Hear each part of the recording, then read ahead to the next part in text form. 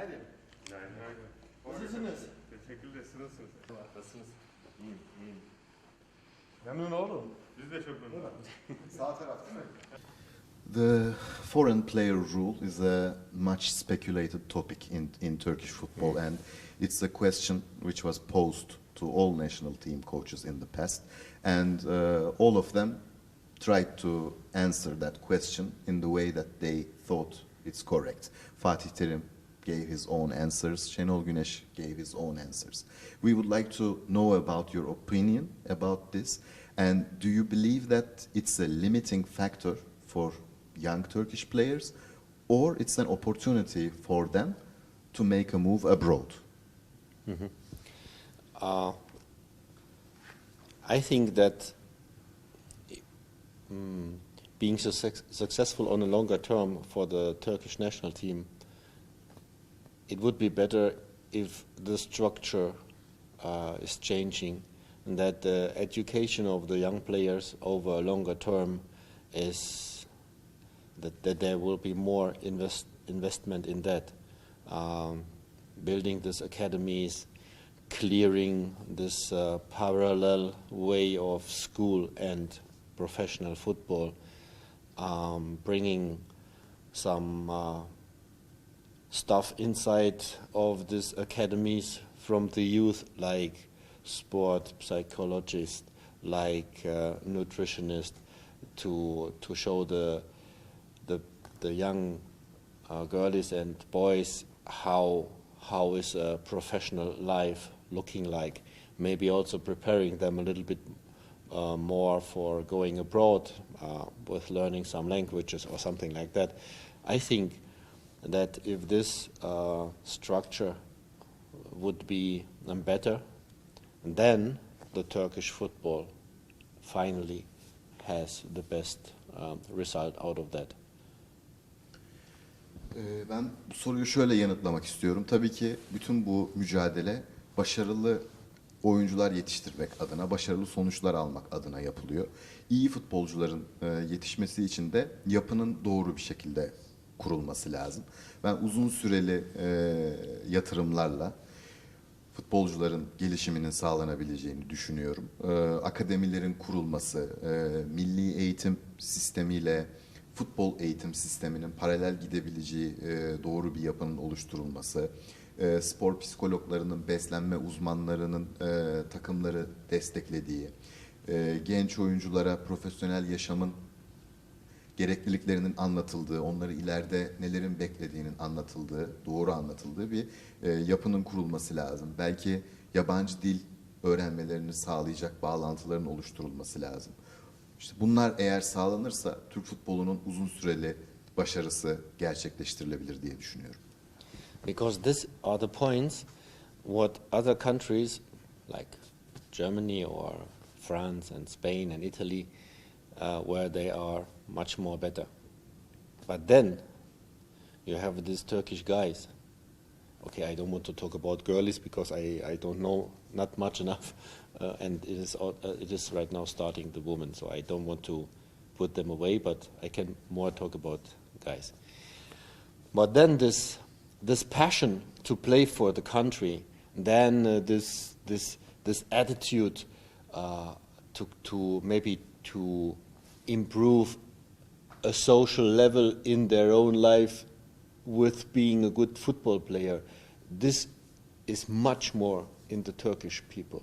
And so, you know, I'm not long enough here to judge it really good, but I have the feeling if the clubs are starting to invest a little bit more in these academies, in the education of the players, then this combination of this part and this big emotional heart and power of the Turkish players, then we can make a really great step. But again, this will also take time and patience. Demin saydığım akademiler ve altyapılarla ilgili yapılan yatırımlara değindiğim zaman Almanya, Fransa, İspanya, İtalya gibi ülkelerin bu konularda daha iyi çalıştığını söyleyebiliriz. Bir de şöyle bir konu var. Tabii kadın futboluyla ilgili çok fazla bilgi sahibi olmadığım için erkeklerle ilgili, erkek futboluyla ilgili söyleyebileceğim. Türkiye'de ülke için oynama arzusu, milli takım için oynama arzusunu ben çok çok yüksek görüyorum. Diğer ülkelerden de yukarıda görüyorum. Çünkü milli takım için oynamanın insanlara, futbolculara sosyal manada onları daha yukarıya taşıdığını, kendilerini daha yukarıda hissettirdiğini biliyorum tabii ki. Dolayısıyla kulüpler biraz daha fazla bu eğitim işine asılırlarsa, akademi alanına yatırım yaparlarsa, demin bahsettiğim ülke için oynama, duygu faktörünün birleşmesiyle gerçek başarı sağlanabilir diye düşünüyorum. Sağlayabiliriz diyorum, biz diyorum. Burada da bunu bu şekilde vurgulamak istiyorum. Ama bunun için zaman lazım, bunun için sabır lazım. We see that former players in Germany they tend to take more administrative roles, such as Philipp Lahm or Oliver Kahn.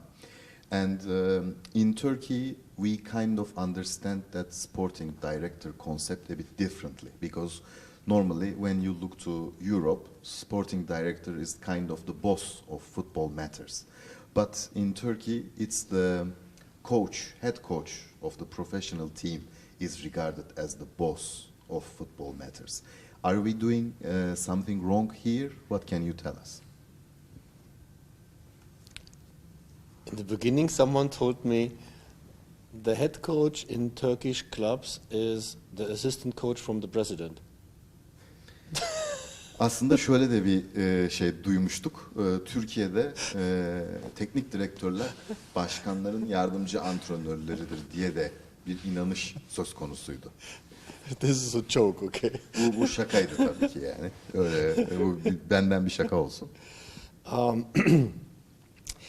I think that every country has his own specific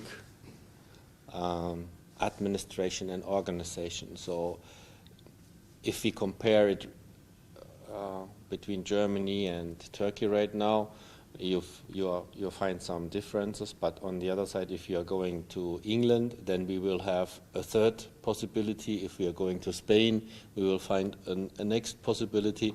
So I think every country has to find his own identity in that.